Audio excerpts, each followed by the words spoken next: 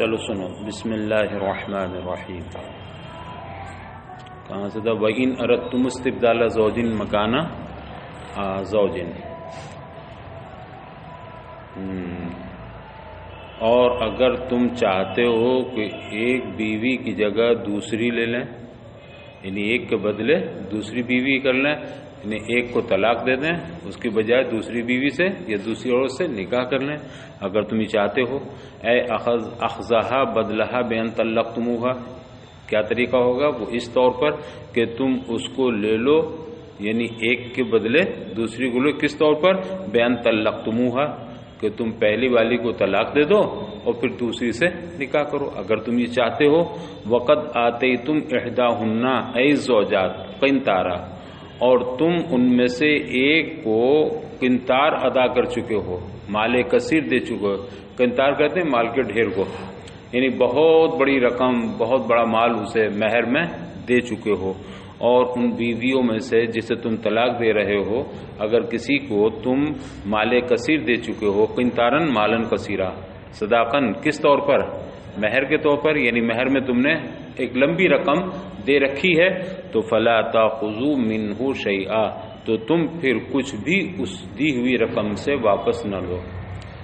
تم نے نکاح کیا ایک عورت سے، 50,000 مہر باندھ دیا، 1,00,000 مہر باندھ دیا، اب تم چاہتے ہو کہ اس کو طلاق دے کر کے اس کی جگہ دوسری سے نکاح کر لیں، تو جسے تم طلاق دے رہے ہو اسے جو مہر دے چکے ہو، اب اس مہر میں سے واپس مت لینا کچھ، وہ اس کا حق تھا، اسے مل گیا. تو یہ نہ دیکھو کتنا مال دیا، مال کثیر بھی اگر دے دیا ہو تو وہ اس کا حق ہے، اس کو واپس نہ لو. پھر فرمایا واپس نہ لو. فلا تاخذوا منہ شیئا، اس میں سے کچھ بھی واپس نہ لو. اتاخذونہ بہتانا ظلما و اسما مبینا، کیا تم اس کو لوگے جبکہ یہ ظلم ہے اور کھلا گناہ ہے. تم نے جو مہر ادا کر دیا ہے، اب کیا تم لوگے؟ تو یہ حمزہ استفہام کیسا ہے؟ توبیخ کے لیے ہے. کیا لوگے اب یہ؟ یعنی اب نہیں لینا ہے. جیسے کہتے ہیں اچھا اب مارو گے اسے؟ ایک بچے کو تم نے پہلے مار دیا، اس کا باپ سامنے آ گیا اور بات ہو رہی، اچھا تو اب مارو گے کیا اسے؟ تو اس کی حالت خراب ہو جائے گی سن کے، ارے نہیں نہیں نہیں نہیں. تو کیا مطلب ہے؟ یہاں توبیخ مقصد ہے، زجر توبیخ. کیا تم وہ لوگے جبکہ یہ تمہارا لینا کیا ہے؟ بہتان معنی میں جھوٹ کے نہیں ہے، بہتان معنی میں ظلم کے ہے، جبکہ تمہارا لینا ظلم اور ناانصافی ہے. وہ اسم مبینہ، اور کھلا گناہ ہے. کیوں ہے؟ اس کی وجہ رہی ہے. مبینن بینن کے معنی میں ہے. وَنَسَبُهُمَا عَلَى الْحَالِ، اور اس بہتان کا اور اسمن کا یا مبینن کا منصوب ہونا یہ کس بنیاد پر ہے؟ حال ہونے کی بنیاد پر. یہ مفعول نہیں بن رہا کسی کا، بلکہ یہ حال بن رہا ہے اس حال میں کہ یہ تمہارا لینا کھلا گناہ اور ظلم ہے. والاستفہام للتوبیخ، اتاخذون میں جو حمزہ استفہام ہے یہ صرف معلوم کرنے کے لیے نہیں ہے، استفہام کے لیے نہیں، بلکہ استفہام کیسا ہے؟ یہ توبیخ کے لیے ہیں. وللانکار فی وکیف تاخذونه، اور آگے جو آیت آ رہی وکیف تاخذونه، تم کیسے لے سکتے ہو، اس میں جو کیفا استفہام ہے یہ استفہام توبیخ کے لیے نہیں بلکہ استفہام انکار کے لیے ہیں. تم کیسے لے لو گے؟ یعنی تمہیں نہیں لینا چاہیے. وَكَيْفَ تَأْخُذُونَهُ، اور تم اس کو کس طرح لے لو گے؟ اے بِأَيِّ وَجْهٍ، کس طور پر لے سکتے ہو، کس طرح لے سکتے ہو؟ وَقَدْ أَفْضَى وَصَلَ بَعْضُكُمْ إِلَى بَعْضٍ، جبکہ تم ایک دوسرے سے مل چکے ہو، بالجمع، جمع کے ذریعے. یہ چونکہ خود شافعی ہیں تو انہوں نے مذہب شافعی کو ذکر کیا. مہر اس وقت موقت ہو جاتا ہے، ثابت ہو جاتا ہے، امام شافعی ہیں، جب وطی ہوتی ہے، صحبت کے بعد، ہم بستری کے بعد مہر موقع. لیکن ہمارے یہاں جمع ضروری نہیں ہے بلکہ خلوت صحیحہ سے بھی مہر موقع ہو جاتا ہے. تو یہ امام شافعی کے مذہب کی توضیح ہے کہ جب تم ایک دوسرے سے جمع کر چکے ہو تو اب تم کیسے لے سکتے ہو، یعنی اب تمہیں نہیں لینا ہے. اور یہ جمع کیا ہے؟ المقرر المہر، یہ مہر کو ثابت کرنے والا ہے، مہر کو موقت کر دینے والا. تو امام شافعی کا مہر کس سے موقت ہوتا ہے؟ جمع سے. اور ہمارے یہاں خلوت صحیحہ سے بھی، بلکہ 3 چیزوں سے موقت ہوتا ہے، خلوت صحیحہ سے، جمع سے، اور دونوں میں سے کسی ایک کی موت سے. اگر کسی ایک کی موت واقع ہو گئی تو بھی مہر کیا آتا ہے؟ موقت. نہ بھی خلوت صحیحہ ہوئی ہے نہ جمع ہوا ہے، لیکن پورا مہر دینا پڑے گا. وَأَخَذْنَا مِنْكُمْ مِيثَاقًا عَهْدًا غَلِيظًا، اور پھر اسی کی تاکید میں فرمایا اور تم سے وہ تمہاری بیویاں ایک مضبوط عہد لے چکی ہیں، پختہ عہد لے چکی ہیں، تم کیسے لوگے؟ یہ تو تمہارا معاہدہ ہو چکا ہے، تم ان سے اب یہ مہر واپس نہیں لے سکتے۔ اور یہ بیویاں تمہاری جنہیں تم طلاق دینا چاہتے ہو، یہ بیوی تم سے ایک مضبوط اور پختہ عہد لے چکی ہیں، غلیظاً مانے شدیداً، پختہ عہد، سخت عہد لے چکی ہیں۔ وَهُوَ مَا أَمَرَ اللَّهُ بِهِ مِنْ إِمْسَاكِهِنَّ بِمَعْرُوفٍ أَوْ تَسْرِيحِهِنَّ بِإِحْسَانٍ، اور وہ عہد کیا ہے؟ وہ عہد وہ اللہ کا وہ حکم ہے جو اللہ نے ارشاد فرمایا، اللہ نے حکم دیا کیا؟ اس مہر کی ادائیگی کے تعلق سے کیا حکم دیا ہے؟ من امساکہن بمعروف، یا تو تم معروف طریقے پر دستور کے مطابق عورتوں کو اچھے انداز میں روکو، او تسریحہن باحسان، اور اگر تمہارے روکنے کی صورت نہیں بن پا رہی ہے تو حسن سلوک کے ساتھ، حسن اخلاق کے ساتھ ان کو چھوڑ دو۔ اس سے پہلے آیت گزر چکی ہے نا، کیا تھی؟ الطلاق مرتان، طلاق دو، فَإِمْسَاكٌ بِمَعْرُوفٍ اور تسریح بِإِحْسَان، طلاقیں صرف دو ہی ہیں۔ اس کے بعد اگر تم رکھنا چاہتے ہو تو کیسے رکھو؟ بالمعروف، معروف طریقے پر رکھو، اور اگر چھوڑنا چاہتے ہو تو تسریم بِإِحْسَان، تو حسن اخلاق کے ساتھ چھوڑ دو، یعنی ان پر ظلم نہیں کرنا۔ اب جو مہر تم انہیں دے چکے وہ ان کا حق تھا، چونکہ تم صحبت کر چکے، ان کا حق بن گیا ہے، مہر موقت ہو گیا ہے، تو اب تمہیں وہ واپس نہیں لینا ہے۔ یہ واپس لینا تمہاری نہیں، کسی طور بھی صحیح نہیں ہوگا، پھر یہ عہد کے بھی خلاف ہوگا۔ اللہ نے کیا فرمایا ہے کہ تم انہیں اگر روکو تو حسن اخلاق سے روکو، اور چھوڑو تو معروف طریقے پر، اور معروف طریقہ کیا ہے؟ ان کا مہر انہیں ادا کیا جائے۔ تو اگرچہ اللہ نے یہ وعدہ لیا ہے بندوں سے کہ تم ایسا کرنا، مگر اس کی نسبت کس کی طرف کی؟ بیویوں کی طرف کی۔ بیویاں تم سے عہد لے چکی ہیں نا، وَأَخَذْنَا مِنْكُمْ مِيثَاقًا غَلِيظًا، اور بیویاں تم سے عہد لے چکی ہیں، تو اس کی نسبت بیوی کی طرف مجازی ہے۔ وَلَا تَنْكِحُوا مَا بِمَعْنَى مَنْ نَكَحَ آبَاؤُكُم مِّنَ النِّسَاءِ، اور تم ان عورتوں سے نکاح نہ کرو جن سے تمہارے باپ دادا نکاح کر چکے ہیں۔ تنکحوا ما، یہ ما جو ہے معنی میں کس کے ہے؟ من کے۔ ما غیر ذویل العقول کی نہیں آتا ہے، اور من ذویل العقول کی نہیں ہے۔ اور عورتیں کیا ہیں؟ ذویل العقول یا غیر ذویل العقول؟ ذویل العقول ہی ہیں، لیکن بعض لوگوں نے کہا نہیں، چونکہ ان کی عقل ناقص ہوتی ہے، کم ہوتی ہے، تو انہیں کس کے درجے میں رکھ دیا؟ غیر ذویل العقول کے، ناقص العقل ہونے کی وجہ سے، تو ماں کا بھی استعمال صحیح ہے ان کے لیے۔ اور تم ان عورتوں سے نکاح نہ کرو، من نکاح آباؤکم، جن عورتوں سے تمہارے باپ داداؤں نے نکاح کر لی، آبا میں دادا بھی شامل ہے، الا لیکن ما قد سلف، لیکن جو ہو چکا، گزشت، آنچہ گزشت، جو ہو گیا سو ہو گیا۔ چونکہ اس آیت کے نازل ہونے سے پہلے یہ حرمت نہیں تھی، یہودیوں میں تو یہ اب بھی چل رہا ہے کہ وہ ماں سے بھی نکاح کر لیتے ہیں، بیٹیوں سے بھی نکاح کر لیتے ہیں، لیکن جب آیت حرمت نازل ہو گئی تو اب انہیں حکم دیا گیا کہ تم پہلے ایسا کر لیتے تھے، سوتیلی ماں سے نکاح کر لیتے تھے باپ کے انتقال کے بعد، اب جو بچ گئی ہے سوتیلی ہو یا سگی ہو، تو وہ اس وقت معمول تھا کہ سوتیلی ماؤں سے نکاح کر لیتے تھے، لیکن جب یہ آیت نازل ہو گئی تو انہیں حکم دیا گیا کہ تم اب نکاح نہیں کر سکتے اپنی کس سے؟ ان بیوی، ان ماں عورتوں سے جن کو تمہارے باپ کی منکوحہ بن چکی ہیں، ہے نا، تو اپنی باپ کی منکوحہ سے نکاح نہیں کر۔ لیکن جو لوگ کر چکے ہیں، اب دامن اسلام میں آ چکے ہیں، تو اللہ تعالیٰ ان کو معاف فرمانے والا، تو جو ہو گیا سو ہو گیا، لیکن اب سے یہ حکم ہے کہ تم ماں سے نکاح نہیں کر سکتے۔ تو اسی کو ما قد سلف، گزشت، آنچے گزشت، جو گزر گیا سو گزر گیا۔ من فعلکم، یعنی تمہارا جو فعل، تمہارا جو کام، یہ تمہارا جو عمل اس سے پہلے ہو چکا ہے وہ ہو چکا، فإنہ معفو عنہ، اس لیے کہ تمہارا وہ فعل قابل معافی ہے، اللہ تعالیٰ معاف فرما دے گا۔ انہ اے نکاحہن کان فاحشۃ قبیحا ومقتا، یقیناً بے شک ان عورتوں سے نکاح کرنا، کن سے؟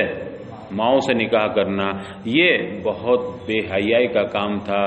ظاہر سی بات ہے، فطرتاً بھی آدمی اپنی ماں سے نکاح کو برداشت نہیں کرتا، خلاف ہے، تو یہ بڑی بے حیائی کا کام ہے، سماج میں بھی قبیحاً گناہ کا کام ہے، ومقتاً اور یہ بڑی ناراضگی کا کام ہے، اللہ کی ناراضگی کا کام ہے۔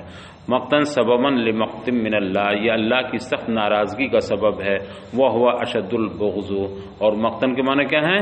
شدید ناراضگی کا باعث ہے، تو یہ کسی طرح جائز نہیں ہے۔ وساء بئس سبیلا، اور یہ بہت بری راہ ہے، بہت برا طریقہ ہے۔ طریقہ ذالک یعنی ماں سے نکاح کرنا، یہ سماجی طور پر بھی برا ہے، شرعی طور پر بھی برا ہے، اور انجام کے اعتبار سے بھی بہت برا ہے، ہر لحاظ سے برا ہے۔ حرمت علیکم امہاتکم، اور تم پر تمہاری مائیں حرام کر دی گئی ہیں، ٹھیک ہے۔ وہاں تھا جن عورتوں سے تمہارے باپ نے نکاح کر لیا، باپ کی منکوہ حرام، اور یہاں تمہاری ماں سے مراد جن کے پیٹ سے تم پیدا ہوئے ہو، تمہاری اپنی اصل ماں ہیں۔ باپ کی منکوہ چاہے تمہاری ماں ہو یا نہ ہو، باپ کی منکوہ وہ بھی ہو سکتی ہے جو تمہاری ماں ہے، اور باپ کی منکوہ وہ بھی تو ہو سکتی ہے جو تمہاری ماں نہ ہو، دوسری شادی کی ہے باپ نے لیکن وہ تمہاری نہیں ہے، حرام ہے۔ تو اس ماں میں اور اس ماں میں فرق ہو گیا نا۔ وحرمت علیکم امہاتکم، اور تم پر تمہاری مائیں بھی حرام کر دی گئی ہیں۔ کیا حرام کر دی گئی مائیں؟ ان کو دیکھنا بھی نہیں، ان کو چھونا بھی نہیں، نکاح حرام کر دیا گیا۔ ان تنکحوہن، کیا حرام کر دیا گیا؟ ان کی ذات حرام نہیں کی گئی بلکہ ان کے ساتھ تمہارا نکاح کرنا حرام کر دیا گیا۔ وشملت الجدات من قبل الاب، اور انہی ماؤں میں، امہات میں جدات بھی شامل ہیں۔ وہ جدات چاہے باپ کی طرف سے ہوں یا ماں کی طرف سے، اگر باپ کی ماں ہے تو دادی ہوئی، اور ماں کی ماں ہے تو نانی ہوئی، تو دادی ہو یا نانی ہو، پردادی ہو یا پرنانی ہو، اوپر تک یہ سب حرام ہیں۔ وَبَنَاتُكُمْ، اور تمہاری بیٹیاں بھی تم پر حرام کر دی گئی ہیں۔ وَشَمَلَتْ بَنَاتُ الْأَوْلَادِ وَإِن سَفَلْنَا، اور انہی بنات میں بنات الاولاد بھی شامل ہیں اگرچہ نیچے تک ہو۔ بنات الولد نہیں کہا، بنات الاولاد، تمہاری اولاد کی بیٹیاں، تو تمہارا ولد ہے تو بھی اس کی بیٹی حرام، تمہاری بیٹی ہے تو بھی اس کی بیٹی حرام، تو تمہاری پوتیاں بھی حرام، تمہاری نواسیاں بھی حرام، پر پوتیاں پر نواسیاں نیچے تک ایسے ہی، جیسے امہات اوپر تک، دادی پر دادی نگر دادی، نانی پر نانی نگر نانی، ایسی نیچے تک۔ اور اس میں بناتے اولاد بھی یعنی تمہارے بیٹی بیٹیوں کی بیٹیاں بھی شامل ہیں اگرچہ نیچے تک۔ وَأَخَوَاتُكُمْ من جہت الاب او الام، اور تمہاری بہنیں بھی تم پر حرام کر دی گئی ہیں۔ یہ بہنیں چاہے اللاتی ہوں یا خیافی ہوں، باپ شریک ہوں یا ماں، اگر صرف باپ شریک ہے تو بھی حرام، ماں شریک ہے تو بھی حرام، اور دونوں شریک ہے بدرجہ اولا حرام، تو سگی بہن بدرجہ اولا، تو اگر صرف باپ شریک ماں شریک ہے تب بھی حرام ہے، حقیقی ہے تب بھی حرام۔ وعماتکم، اور تمہاری پھوپھیاں بھی تم پر حرام کر دی گئیں۔ اے اخوات آبائکم و اجدادکم، یعنی پھوپھی کون ہوتی ہے؟ باپ کی بہن، تو وہ تمہارے باپ کی بہن ہو یا تمہارے دادا کی بہن ہو، تو باپ کی بہن تمہاری پھوپھی ہوئی، اور دادا کی بہن باپ کی پھوپھی ہوئی، اور پردادا کی بہن دادا کی پھوپھی، اوپر تک یہ سب حرام ہیں۔ چلیے، وخالاتکم، اور تمہاری خالائیں بھی تم پر حرام کر دی گئیں۔ اے اخوات امہاتکم و جداتکم، یعنی تمہاری ماؤں کی بہنیں خالائیں ہوئیں، اور تمہاری دادیوں کی بہنیں دادی نانی وغیرہ کی بہنیں بھی حرام ہیں۔ وبنات الاخ وبنات الاخت، تمہاری بھتیجیاں بھی تم پر حرام، اور تمہاری بھانجیاں بھی تم پر حرام۔ وتدخلوا فیہن بنات اولادہن، اور ان بھتیجی بھانجیوں میں ان کی اولاد بھی داخل ہے، یعنی سگی بھتیجی تو حرام ہے ہی، سگی بھتیجی کی بیٹی بھی حرام، اس کی بیٹی بھی حرام، سگی بھانجی تو حرام ہے ہی، سگی بھانجی کی بیٹی بھی، اس کی پوتی بھی حرام رہے گی۔ اور بنات اولاد انہاں بنات الاخ اور بنات الاخت میں ان کی اولاد کی بنات بھی سب داخل ہیں، شامل ہیں۔ وامہاتکم اللاتی ارضعنکم، اور تمہاری وہ مائیں بھی تم پر حرام ہیں جنہوں نے تمہیں دودھ پلایا ہو، یعنی تمہاری رضاعی مائیں بھی تم پر حرام ہیں۔ قبل استکمال الحولین، مگر دودھ کب پلایا ہو؟ 2 سال کی مدت کے اندر پلایا ہو، 2 سال کی عمر کے اندر پلایا ہو تو حکم رضاعت ثابت ہو جائے گا اور وہ تمہاری مائیں بن جائیں گی اور وہ تم پر حرام ہو جائیں گی۔ لیکن اگر 2 سال کے بعد پلایا ہے تو رضاعت ثابت نہ ہوگی، یہ امام شافعی کا مذہب ہے، ان کے 2 سال کی مدت معتبر ہے، ہمارے یہاں 2.5 سال، اگر 2.5 سال کے اندر دودھ پی لیا ہے تو رضاعت ثابت ہو جائے گی، 2.5 سال کے بعد اگر پیے گا تو رضاعت ثابت نہیں ہوگی۔ ہاں 2 سال کے بعد دودھ پینا یہ حرام ہے، بچے کا ماں کے دودھ پینے کا کب تک کا حکم ہے، کب تک اجازت ہے؟ 2 سال تک، لیکن 2 سال کے بعد پھر جائز نہیں ہے۔ اگر پی لیا 2 سال کے بعد بھی 2.25 سال کی عمر میں تو بھلے جائز نہیں تھا، حرام تھا پینا، لیکن حکم رضاعت، حرمت رضاعت ثابت ہو جائے گی۔ آئی بات سنیں، امام شافعی کے یہاں 2 سال کی مدت کے اندر پینے سے رضاعت ثابت ہوگی، ہمارے یہاں احناف کے یہاں 2.5 سال کی مدت کے اندر پینے سے رضاعت ثابت ہوگی۔ 5 رضاعات، حضرت مفسر فرماتے ہیں 2 سال مدت پوری ہونے سے پہلے تم نے جن ماؤں کو دودھ پیا ہو اور کتنا پیا ہو، 5 رضاعات، 5 چسکی، 5 گھونٹ دودھ پیا ہو، یہ بھی امام شافعی کا مذہب ہے۔ ان کے یہاں 5 سے کم میں رضاعت ثابت نہیں ہوتی، ہمارے یہاں اگر 1 گھونٹ بھی پی لیا رضاعت ثابت، 1 گھونٹ بھی نہیں، اگر 1 قطرہ بھی پیٹ میں چلا گیا، حلق میں چلا گیا تو بھی رضاعت ثابت ہو جائے گی، چونکہ گھونٹ بھی تو بڑا لمبا چوڑا ہوتا ہے۔ ہاں کبھی کبھی آپ دیکھیں بہت تیز پیاس لگ رہی ہوتی ہے، اگر اس نے گلاس منہ سے لگا دیا تو اب مجال کیا کوئی چھٹا لے، پورا گلاس ختم کر دے گا۔ کیا گھونٹ میں؟ ایک ہی گھونٹ میں، تو گھونٹ بھی بڑا تندرست ہوتا ہے۔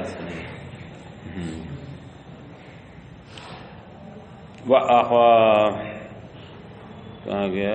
وَأُمَّهَاتُكُمُ اللَّاتِي أَرْضَعْنَكُمْ، اور تمہاری وہ مائیں جنہوں نے تمہیں دودھ پلایا ہے اور 2 سال مدت پوری ہونے سے پہلے پلایا ہے اور 5 چسکی پلایا، 5 گھٹ پلایا ہے، کما بینہ الحدیث، جیسا کہ حدیث میں اس کو واضح کر دیا گیا، حدیث میں یہی بتایا گیا ہے، یہ امام شافعی کی دلیل ہے۔ وَأَخَوَاتُكُم مِّنَ الرَّضَاعَةِ، اور تمہاری وہ بہنیں جو رضاعی ہیں، تمہاری رضاعی مائیں بھی جنہوں نے دودھ پلایا تمہیں، اور تمہاری رضاعی بہنیں بھی تم پر حرام کر دی گئی ہیں۔ ایک عورت جس کا تم نے بھی دودھ پیا ہے اور ایک لڑکی دوسرے محلے کی ہے، تمہارا کوئی اس سے دور کا رشتہ کچھ نہیں ہے، یا کہیں اور کی ہے، اس نے بھی پی لیا، تو اب یہ تم دونوں کون ہو گئے آپس میں؟ رضاعی بہن بھائی، تو اب رضاعی بہن بھی تم پر حرام ہو گئی۔ وَأَخَوَاتُكُم مِّنَ الرَّضَاعَةِ، اور رضاعی بہنیں بھی تم پر حرام کر دی گئیں۔ وَيُلْحَقُ بِذَلِكَ بِالسُّنَّةِ الْبَنَاتُ مِنْهَا، اور اسی کے ساتھ بحکم حدیث، حضور حدیث لاحق ہیں وہ بیٹیاں رضاعت سے جو ثابت ہوں۔ یلحق بذالک بسنت البنات منہا، رضاعی بہنیں تم پر حرام اور رضاعی بہنوں کی جو بیٹیاں ہیں وہ بھی تم پر حرام۔ رضاعی بہن کی بیٹی بھی کون ہوگی؟ بھانجی ہو جائے گی، جیسے اپنی سگی بہن کی بیٹی بھانجی ہوتی ہے، نسبی بہن کی بیٹی، ویسی رضاعی بہن کی بیٹی بھی بھانجی ہوگی۔ اور بحکم حدیث اسی حکم کے ساتھ ان بہنوں کی بیٹیاں بھی اس میں شامل ہیں۔ وَهُنَّ مَنْ أَرْضَعَتْهُنَّ مَوْتُؤُهُ، ہاں، اور وہ کون ہیں، ہے نا، وہ ہیں جنہیں اس کی موتوء نے دودھ پلا دیا ہو۔ تمہاری رضائی بیٹیاں کون ہوں گی؟ رضائی بہنیں تو حرام ہو گئیں، اب رضائی بہنوں کے ساتھ ہی رضائی بیٹیاں بھی شامل ہیں، تو رضائی بیٹی کون سی ہوگی؟ تمہاری بیوی نے جسے دودھ پلا دیا ہو وہ تمہاری رضائی بیٹی ہوگی، لیکن اس میں بھی شرط یہ ہے، آپ نے شرع وقائع میں پڑھا ہوگا کہ اس بیوی کے دودھ سے رضائی بیٹی بنے گی جو دودھ تم سے پیدا ہوا ہو۔ اگر وہ تمہارا دودھ نہیں ہے، بھلے وہ تمہاری منقوحہ ہے، تو تمہاری رضائی بیٹی نہیں ہوگی۔ مثلا کسی شخص نے ایسی عورت سے نکاح کیا جس کی گود میں بچہ تھا اور اس کے شوہر کا انتقال ہو گیا تھا، اب وہ دودھ پلاتے ہوئے بچے سے تم نے نکاح کر لیا، زید نے نکاح کر لیا، اب ظاہر سی بات ہے دودھ اتر رہا اسے، تم نے ابھی نکاح بھی کر لیا، اب یہ دودھ جو اس وقت اتر رہا ہے یہ دودھ اس نے کسی کو پلا دیا، کسی لڑکی کو، تو وہ لڑکی تمہاری رضائی بیٹی ہونی چاہیے تھی، مگر نہیں ہوگی۔ کیوں؟ اس نے کہ جو دودھ پلا رہی وہ تم سے نہیں ہے، اس کے اس شوہر سے ہے جس سے بچہ پیدا ہوا ہے۔ تو کون سے دودھ سے تمہاری رضائی بیٹی بنے گی؟ جو تم سے دودھ پیدا ہوا ہو، یعنی تمہاری صحبت، تمہاری ہمبستری سے دودھ پیدا ہوا ہو، اس سے۔ وَهُنَّ مَنْ أَرْضَعَتْهُنَّ مَوْتُؤُهُ، اور یہ وہ بیٹیاں ہوں گی جنہیں اس کی موتوء نے دودھ پلایا ہو۔ اگر اپنی موتوء نے دودھ پلایا ہے تب وہ رضائی بیٹیاں بنیں گی، ورنہ نہیں۔ وَالْعَمَّاتُ وَالْخَالَاتُ، اور یوں ہی پھوپھیاں اور خالائیں اور بھتیجیاں اور بھانجیاں، یہ سب بھی رضاعت سے ہوں تو یہ سب بھی حرام کر دی گئی ہیں، لحدیث، اس حدیث کی وجہ سے جس میں ارشاد فرمایا گیا یحرم من الرضاع ما یحرم من النسب، رضاعت سے وہ تمام رشتے حرام ہو جاتے ہیں جو نسب سے حرام ہوتے ہیں، جو نسباً حرام وہ رضاعاً بھی حرام۔ آپ نے بھی پڑھا مائیں، بہنیں، بیٹیاں، پھوپھیاں، خالائیں، یہ سب حرام ہیں، نسبی اوپر سب نسبی آ رہی تھی، تو جیسے یہ سب نسبی حرام ہیں، اگر رضاعاً بھی ہیں تو سب بھی حرام ہوں گی۔ تم نے جس ماں کا دودھ پیا ہے، بھلے اس سے پیدا نہیں ہوئے، وہ ماں کیا ہو گئی تمہارے لیے؟ جس کا دودھ پیا ماں ہو گئی، اس کی بہن خالہ ہو گئی، جس کی بیوی ہے وہ کون ہو گیا تمہارا؟ رضائی باپ ہو گیا، اور اس رضائی باپ کی بہن تمہاری پھوپھی ہو گئی، اور اس رضائی باپ کا باپ کون ہو گیا تمہارا؟ دادا ہو گیا، اس کی ماں دادی ہو گئی، اس رضائی ماں کی ماں نانی ہو گئی۔ سارے رشتے جو نسباً حرام تھے، رضاعت سے بھی وہ سب کیا ہو جائیں گے؟ حرام ہو جائیں گے۔ یہ حدیث واضح ہے۔ اس کو امام بخاری امام مسلم دونوں نے روایت کیا ہے۔ وَأُمَّهَاتُ نِسَائِكُمْ وَرَبَائِبُكُمْ، اور تمہاری عورتوں کی مائیں بھی تم پر حرام کر دی گئیں۔ تمہاری عورتوں کی ماں کون ہوئی؟ ساس، خوش دامن، تو تمہاری ساس بھی تم پر حرام کر دی گئیں۔ وَرَبَائِبُكُمْ، اور تمہاری ربیبہ بیٹیاں بھی تم پر حرام کر دی گئیں۔ ربائب جمع ربیبہ کی ہے۔ وَهِيَ بِنْتُ الزَّوْجَةِ مِنْ غَيْرِهِ، اور یہ وہ بیٹی ہے تمہاری بیوی کی، وہ لڑکی ہے جو تم سے نہیں بلکہ تمہارے علاوہ کسی اور سے ہو۔ تم نے جس عورت سے نکاح کیا اس کے پاس ایک لڑکی ہے کسی اور شوہر سے، وہ لڑکی بھی تمہارے پاس آ گئی بیوی کے ساتھ میں، تو اب یہ بیٹی بھی تمہاری کیسی ہو گئی؟ ربیبہ۔ تو یہ بیٹی سوتیلی ہے، مگر اس کا حکم وہی ہوگا جو سگی بیٹی کا، آگے یہ بھی تم پر حرام ہے۔ اس بیٹی کو ربیبہ کہتے ہیں۔ تو ربائب بھی یعنی ربیبہ بیٹیاں بھی تمہارے اوپر حرام کر دی گئیں۔ یہ ربیبہ کون ہیں؟ اللاتی فی حجورکم، یہ وہ ربائب یا وہ ربیبہ جو تمہاری گود میں پرورش پائیں۔ تربونہا، جس کی تم پرورش کرو۔ کہتے ہیں یہ اللاتی فی حجورکم یہ صفت ہے جو اتفاقی ہے، یعنی قید اتفاقی ہے للغالب، چونکہ ایسا اکثر ہوتا تھا، عموماً یہی ہوتا تھا، تو اس نے اس صفت کو ذکر کر دیا۔ فلا مفہوم لہا، اس کا کوئی مفہوم مخالف معتبر نہیں ہوگا۔ عموماً یہی ہوتا تھا کہ جب کسی عورت کی لڑکی ہوتی تھی اور پھر اس سے کوئی شادی کرتا تھا تو وہ ماں کے ساتھ آ جاتی تھی، اور اب کس کی پرورش میں رہتی تھی؟ وہ اسی شوہر کے جس کے نکاح میں ماں آئی ہے۔ تو عموماً ربیبہ بیٹیاں شوہر ہی کی گود میں پلتی تھیں، وہیں پرورش پاتی تھیں، تو یہ قید لگا دی۔ لیکن اگر کوئی بیٹی ایسی ہو جس کی گود میں نہ پلی ہو، جس کی اس نے پرورش نہ کی ہو، مگر بیوی کی بیٹی ہو، تو وہ بھی حرام ہوگی۔ جیسے ایک عورت سے نکاح کیا، اس کی ایک جوان لڑکی ہے، مگر وہ ساتھ لے کر نہیں آئی، وہ کہیں اور رہ گئی، اپنے نانی گھر رہ گئی، کہیں رہ گئی، تو اب وہ بھی لڑکی اگرچہ تمہارے پاس نہیں آئی ہے بیوی کے ساتھ ہو کر کے، وہ اپنے نانی گھر رہ رہی ہے، لیکن وہ لڑکی ہے کس کی؟ تمہاری بیوی کی ہے نا، جو اب منکوح ہے تمہاری، تو یہ بھی تمہاری ربیبہ ہی ہے، تو یہ بھی حرام ہوگی۔ اللاتی فی حجورکم، اگرچہ وہاں نہیں ہے کہ جس وہ تمہاری گودوں میں ہے، جو تم پرورش کر رہے ہو، اگرچہ تم نے اس کی پرورش نہیں کی ہے، تو یہ قید کیوں لگائی ہے؟ قید اتفاقی ہے۔ ہاں، اللاتی فی حجورکم من نسائکم اللاتی دخلتم بہن، تو تمہاری ربیبہ بیٹیاں تمہارے لیے حرام ہیں ان عورتوں کی جن سے تم دخول کر چکے ہو، یعنی ایسی بیویاں جن سے تم صحبت کر چکے ہو، اب ان کی بیٹیوں سے تم نکاح نہیں کر سکتے۔ ہاں، اگر صحبت نہ کی ہو تو کر سکتے ہو۔ اے جامعتموہن، یعنی تم اپنی جن بیویوں سے جمع کر چکے ہو، تو وہ ان کی جو بیٹیاں ہوں گی وہ تمہاری لیے ربیبہ ہوں گی، ان سے تم نکاح نہیں کر سکتے۔ فَإِن لَمْ تَكُونُوا دَخَلْتُمْ بِهِنَّ، اور اگر تم نے ان سے صحبت نہیں کی ہے، ان بیویوں سے صرف نکاح ہوا ہے، صحبت نہیں کی ہے بھی، فَلَا جُنَاحَ عَلَيْكُمْ، تو اب تم پر کوئی حرج نہیں ہے، کوئی مذائقہ نہیں ہے، فی نکاح بناتہن، کہ تم ان کی بیٹیوں سے نکاح کر سکتے ہو۔ اذا فارقتموہن، مگر کب؟ جب تم انہیں جدا کر دو، انہیں طلاق دے دو۔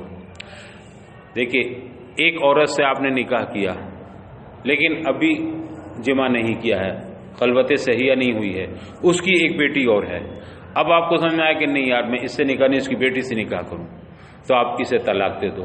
اور اس کی بیٹی سے نکاح کر سکتے ہو، لیکن اس سے اگر وتی کر لی تھی تو اب اس سے کبھی نکاح جائز نہیں ہو سکتا۔ اسی طرح سے اپنی ساس سے بھی تم نکاح نہیں کر سکتے، تو ساس سے یہاں تو دخول کی شرط ہے، اگر بیوی سے صحبت کر لیے تو بیٹی سے نہیں کر سکتے، ربیبہ سے، لیکن ساس میں یہ بھی قید نہیں ہے۔ ساس تو صرف جس عورت سے تم نے نکاح کیا، نکاح کرتے ہی اس کی موت تم پر حرام ہو گئی، تو ساس میں دخول شرط نہیں ہے، لیکن ربیبہ میں دخول شرط ہے۔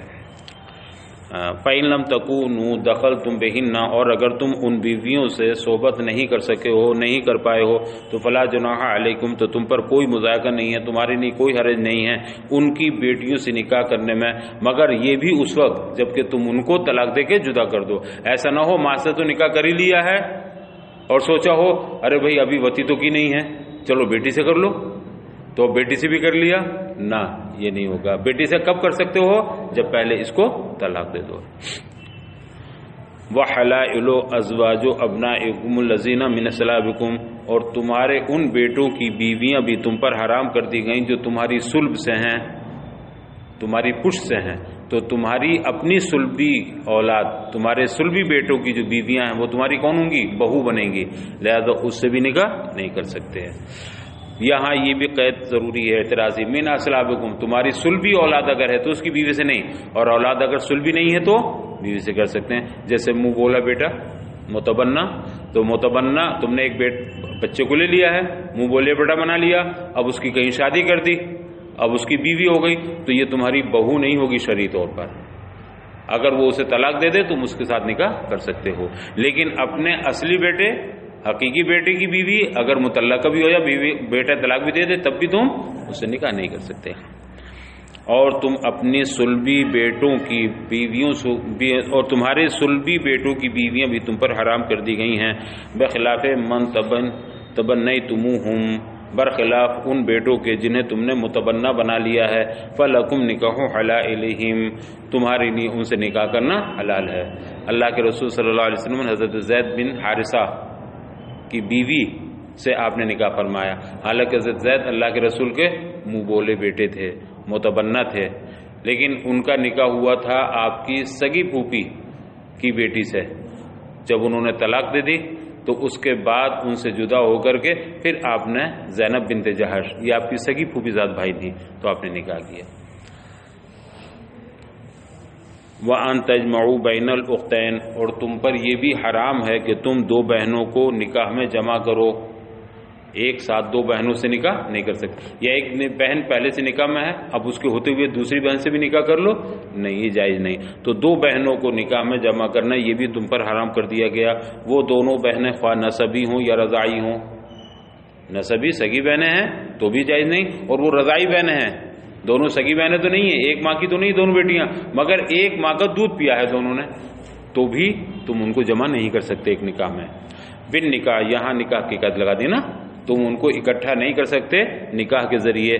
وَيُلْحَقُ بِهِنَّ، اور انہی کے ساتھ بحکم حدیث جمع ان عورتوں، اس بیوی کے اور اس کی بیوی کے درمیان، بیوی کے اور اس کی خالہ کے درمیان جمع کرنا بھی حرام ہے۔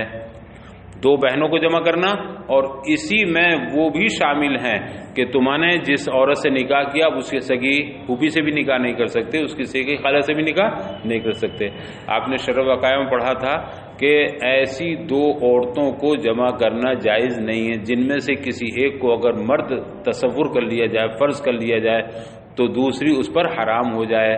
تو بتاؤ، سگی پھوپھی بھتیجی یہ دونوں، اگر ان دونوں میں سے ایک کو مرد فرض کر لیں تو یہ جائز ہوں گی ایک دوسرے کی نہیں ہے؟ اگر بھتیجی کو مرد فرض کر لیتے ہیں تو اس کی وہ سگی پھوپھی ہوگی، اور سگی پھوپھی حرام، اور اگر پھوپھی کو مرد فرض کر لیتے ہیں تو یہ اس کی سگی بھتیجی ہوگی، اور چچا پر بھتیجی حرام۔ اسی طرح سے خالہ کا معاملہ ہوگا، خالہ اور بھانجی، اگر بھانجی کو مرد فرض کر لیں تو خالہ بھانجے ہو جائیں گے، اور اگر خالہ کو مرد فرض کر لیں تو ماموں بھانجی ہو جائیں گے، اور یہ جائز نہیں ہے۔ تو دو بہنوں کو جمع کرنا نکاح میں، یا ایسی دو عورتوں کو جمع کرنا جن میں سے کسی ایک کو اگر مرد فرض کر لیا جائے تو دوسری اس پر حرام ہو جائے، اسی کی تعبیر انہوں نے یہاں یوں کی ہے۔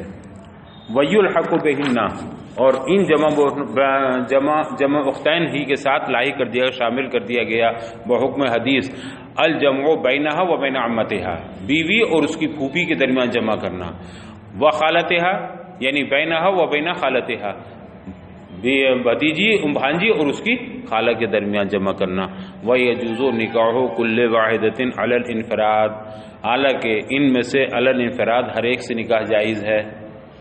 پھوپھی بھتیجی کو شامل نہیں کر سکتے، مگر تنہا پھوپھی سے کر لو جائز، تنہا بھتیجی سے کر لو جائز، بھانجی اور خالہ کو جمع نہیں کر سکتے مگر صرف خالہ سے کر لو نکاح جائز ہے، صرف بھانجی سے کر لو، جیسے دونوں سگی بہنوں کو یا نسبی اور رضائی بہنوں کو جمع نہیں کر سکتے، ایک کو کر لو جائز ہے۔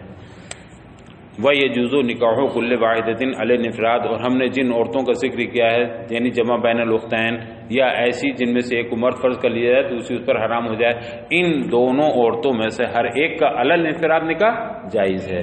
وَمَلَكَهُمَا مَعًا، اور دونوں کا ایک ساتھ مالک ہو جانا بھی جائز ہے۔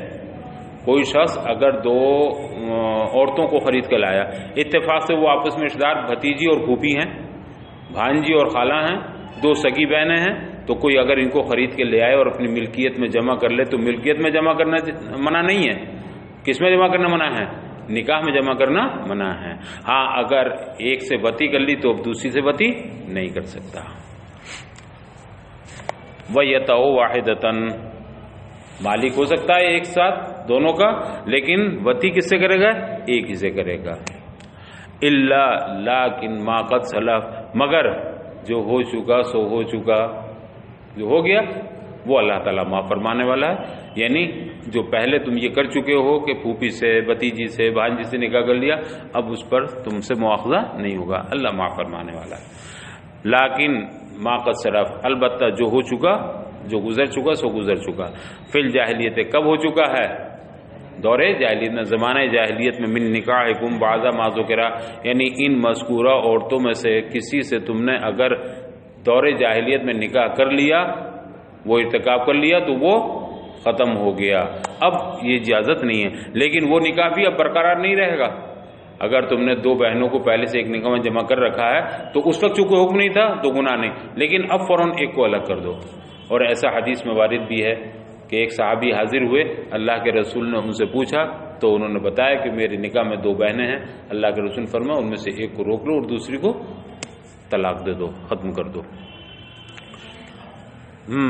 فی الجاہلیت من نکاحکم بعض ما ذکر، ان مذکورہ عورتوں میں سے کسی سے اگر تم نے دور جاہلیت میں، زمانے جاہلیت میں نکاح کر لیا ہے تو فلا جناح علیکم فیہ، تو اس میں تم پر کوئی گناہ نہ ہوگا۔ ان اللہ کان غفورا لما سلف منکم قبل النہی، بے شک اللہ تعالی بخشنے والا ہے، لما سلف منکم قبل النہی، ورود نہیں سے پہلے جو کچھ تم سے اس سلسلے میں ہو چکا ہے، قبل نہیں تم سے جو سرزد ہو چکا ہے، جو تم کر چکے ہو، اللہ تعالیٰ اس کو بخشنے والا ہے، رحیمم بکم فی ذالک، اور اس سلسلے میں تم پر وہ مہربانی فرمانے والا ہے، تم پر رحم فرمانے والا ہے۔